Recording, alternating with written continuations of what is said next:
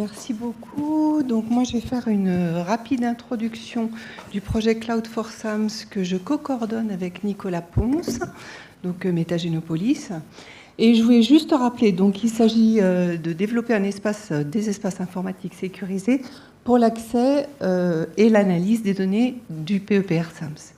Donc, très important, principes fondamentaux, s'appuyer sur les normes FAIR pour la gestion, l'accès et le partage des données, tout en respectant les exigences juridiques et éthiques. On aura l'occasion d'y revenir. Donc, on va, en l'espace de 4 ans, développer ce qu'on appelle une preuve de concept de l'infrastructure qui comprendra un environnement sécurisé pour l'analyse des données relatives au microbiome, un accès à des ressources informatiques, données, outils, pipeline, catalogue de recettes qui répond à des questions diverses. Ces questions diverses sont drivées par les différents use cases du projet, les cas d'usage, un cadre réglementaire pour permettre l'accès, le traitement et le partage des données, un soutien à la diffusion et au partage de données, et bien évidemment des formations à différents niveaux, y compris sur les aspects réglementaires. Donc, un point très important, Cloud for SAMS n'est pas un entrepôt de données, c'est-à-dire les utilisateurs vont devoir prévoir la gestion de leurs données, au-delà de l'utilisation des bulles que l'on développe.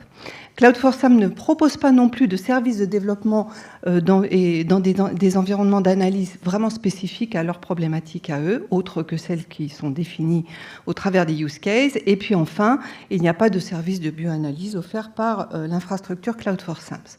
Donc je rappelle l'organisation générale qui avait été présentée l'année dernière avec 6 Work Packages. Donc, il y a évidemment les Work Packages technologiques, dont le développement d'un portail d'accès aux données, le WP4, avec les conditions d'accès, les droits, etc.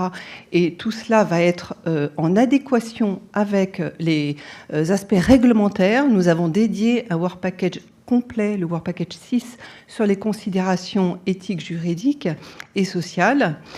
Vous avez aussi le Work Package 2 qui correspond au développement du catalogue de ressources numériques, donc les outils d'analyse avec évidemment les bases de données, etc. Et ce catalogue va contenir aussi les recettes de déploiement d'applications particulières qui sont drivées par le Work Package 7 qui contient les différents cas d'usage.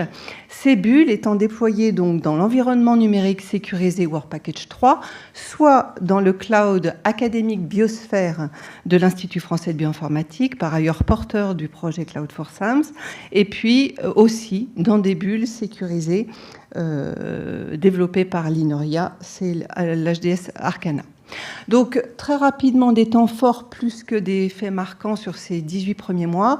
L'enrichissement du catalogue, donc Biosphère, dont Christophe va vous parler, avec des applications dédiées à l'analyse de données métagénomiques non sensibles, qui couvrent les besoins des cas d'usage de Cloud for SAMS.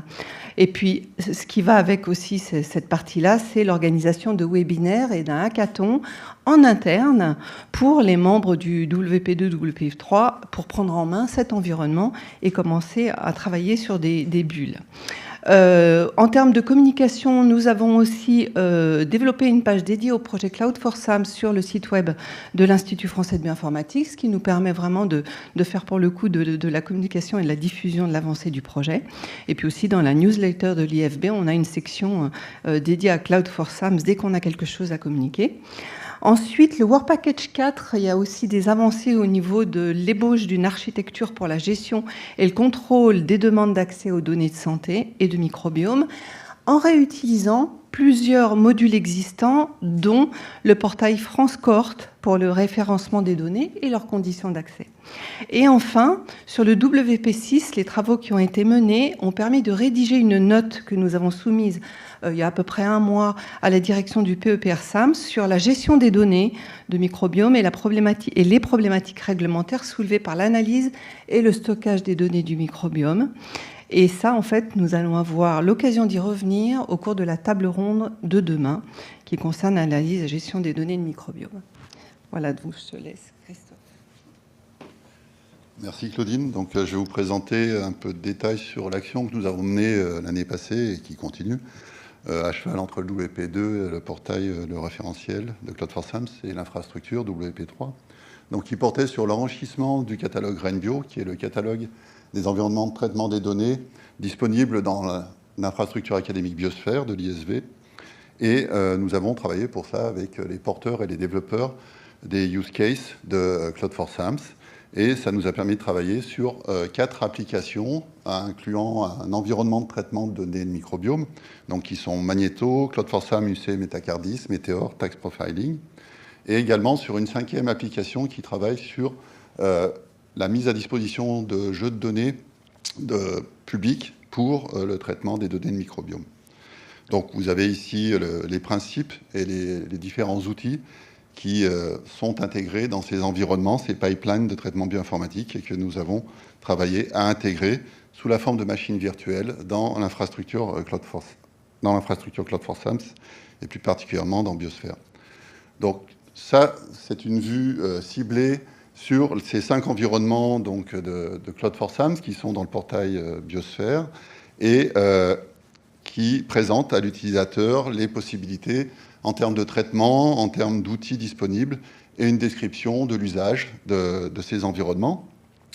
Donc ces environnements rejoignent une 60aine d'environnements déjà disponibles sur le portail RenBio de Biosphère et sont accessibles publiquement à tout membre de la communauté des sciences de la vie au sens large. Donc pour ça, nous avons réalisé en novembre 2025 sur le campus IFB Corps, sur le campus CNRS de Villejuif, un premier hackathon Cloud for SAMS avec les développeurs des 4 use cases pour travailler sur ces environnements de traitement. Donc ça a passé par la formation des développeurs, leur accompagnement, avec la formation sur les principes de configuration des logiciels, des pipelines, comment déployer leurs outils bioinformatiques dans une machine virtuelle, comment intégrer leurs pipelines, comme par exemple pour Magneto ou Meteor. Et ça nous a permis d'avancer sur de premiers prototypes. Donc vous avez également la vue des différents participants donc, dans les locaux. Pour info, vous pouvez accéder à une partie, vous pouvez aller sur le portail Biosphère, hein, vous aurez accès à l'ensemble des environnements publics, et pour le moment, vous pourrez accéder à l'environnement Magneto, qui a déjà une première version publique et qui est déjà utilisable donc, pour des données non sensibles, bien sûr, sur l'infrastructure Biosphère. Donc, lors du hackathon, ça portait sur l'identification des besoins des applications, donc identification des outils qu'on devra intégrer, et puis de notre côté, c'était présenté ce qui peut être fait, ce qui a déjà été fait pour l'intégration de ces outils logiciels, ces outils de workflow aussi, avec Nextflow et SnakeMake par exemple. C'était donner des bonnes pratiques et accompagner pour l'intégration avancée des outils pour aboutir à une recette, ce qu'on va appeler une recette de déploiement, qui va consister au déploiement complet de l'environnement sous la forme d'une machine virtuelle et ou avec des conteneurs Docker. Donc on a pu également faire des tests des versions et décrire l'appliance. Donc l'appliance, c'est la machine virtuelle thématique configurée et disponible dans le catalogue RenBio. Donc vous avez ici l'exemple de la page pour l'environnement Magneto qui est disponible et auquel vous pouvez accéder sur le portail Biosphère. Donc qui vous présente la description de l'environnement, les domaines spécifiques que l'on annote avec l'ontologie EDAM qui est développée par le projet Elixir. Ça va vous proposer également la liste des outils qui sont disponibles dans cet environnement et les outils renvoient sur leur description sur le portail BioTools, qui est également une initiative européenne d'Elixir et qui vous donne une description des différents outils. Et ça vous propose également, d'une part, un lien vers la page officielle de l'environnement de traitement des données biologiques et vers la recette de déploiement. Le principe dans Biosphère et dans le catalogue RenBio étant de rendre public et accessible à tous les différentes recettes de déploiement. Donc, vous pouvez réutiliser ces recettes pour vos propres déploiements. Ça donne également des informations techniques et pratiques comme la liste des contacts et développeurs pour pouvoir aller plus loin et sur la connaissance du pipeline et également pour une question d'utilisabilité, le temps moyen de déploiement sur Biosphère. Quelques mots rapides sur l'architecture d'infrastructure Cloud for SAM. Donc, comme vous l'a dit Claudine, il y a à la fois une partie académique, le cloud IFB Biosphère, qui est un cloud communautaire réparti sur 8 sites de l'IFB qui déploient chacun un cloud avec OpenStack. Et une partie sur laquelle seront déployés les bus sécurisés, qui est développée par l'INRIA et qui s'appelle Arcana, donc qui concerne à la fois l'environnement logiciel de cloud pour le déploiement des machines virtuelles. Et vous en avez ici un schéma de principe avec les différents composants open source et standards du domaine qui seront utilisés.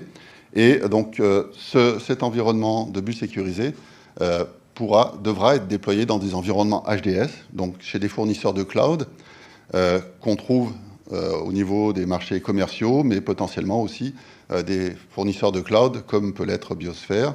Mais dans ce cas-là, il n'y aura pas la certification HDS. Il est important d'avoir, c'est l'hébergeur, le fournisseur de cloud et l'infogérant du déploiement des bulles qui apporteront la certification HDS et les garanties pour une conformité réglementaire.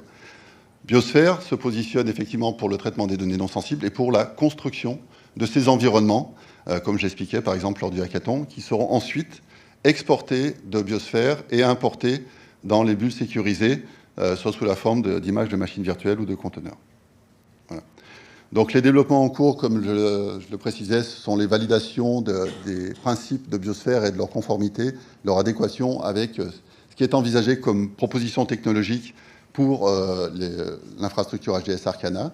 Donc les premiers tests ont permis de valider. La perspective pour les bulles sécurisées, ce serait de proposer un premier prototype sur une infrastructure autogérée OpenStack d'une version light pour pouvoir tester fonctionnellement la connexion avec Biosphère et l'intégration des environnements. Et également donc, de les évaluer avec des premiers prototypes, et on a ciblé Magneto pour ça. D'un point de vue du cloud académique Biosphère, on a validé la conception des recettes avec les développeurs et l'exportation des environnements préconstruits pour une gestion ensuite dans l'environnement Arcana. Donc on a aussi enrichi le catalogue RenBio, on a connecté le portail Cloud4SAM en développement avec le portail Biosphère, ce qui permet au portail Cloud4SAM de moissonner les environnements déjà existants, les outils déjà existants, et les perspectives sont d'accentuer cette intégration pour la récupération des environnements et outils référencés dans Biosphère et les intégrer dans le référentiel Cloud4SAMS, et après de travailler aussi depuis le portail Cloud4SAMS pour pouvoir déployer des VM à partir du catalogue sur Biosphère. Je vous remercie pour votre attention. Merci beaucoup. Vous avez parlé beaucoup des outils, vous avez parlé très peu des données de santé que vous alliez utiliser peut-être dans un premier temps pour vous entraîner. Vous allez les prendre à partir de quelle base de données? Vous avez des autorisations, etc. Non, mais je veux dire, c'est déjà incité. Si on prend l'exemple du use case autour du French Gut, etc., il y en a d'autres. Le côté autorisation, etc., c'est de leur côté que ça... Voilà, et c'est le Work Package 4 qui va adresser toute cette partie-là de à quelles données je peux accéder, comment y accéder, etc. C'est vraiment le rôle du Work Package 4. C'est pas uniquement le portail Cloud4SAMS c'est vraiment aussi toute la partie accéder aux données en respectant la réglementation dont on aura l'occasion de discuter lors de la table ronde de demain. Parfait. Merci beaucoup.